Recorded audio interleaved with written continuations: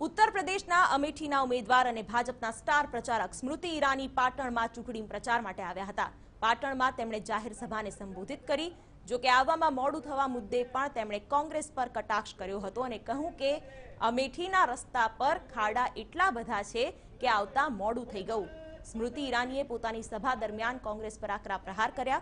તેમણે કોંગ્રેસ પર નિશાન તાકતા કહ્યું કે કોંગ્રેસમાં જન્મ સાથે જ નેતાની જાહેરાત થઈ જાય છે, જ્યારે કે ભાજપમાં ચા વાળો પણ પીએમ બને છે।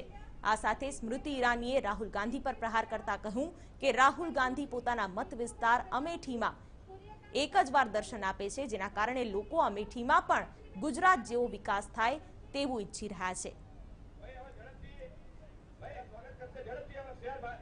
મને હજી યાદ છે 2014 ની ચૂંટણીમાં કોંગ્રેસના ઘણા નેતાઓએ કહ્યું હતું कि चाय वाला कभी देश का प्रधानमंत्री नहीं बन सकता। ये कल्पना कांग्रेस में नहीं थी कि कोई गरीब परिवार में जन्मा व्यक्ति अपने पुरुषार्थ से एक दिन संविधान के सर्वोच्च पद पर जा पाएगा।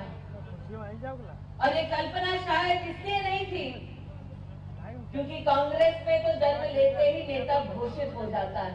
જેમાં સબસિડીની ચોરી થતી એટલે દરેક વર્ષે આટલા બધા અકાઉન્ટમાં ચોરી થાય તો ભારતના ખજાનામાંથી કેટલા રૂપિયા જાય અને આ લૂંટ ચાલતી હતી કોંગ્રેસના શાસનમાં।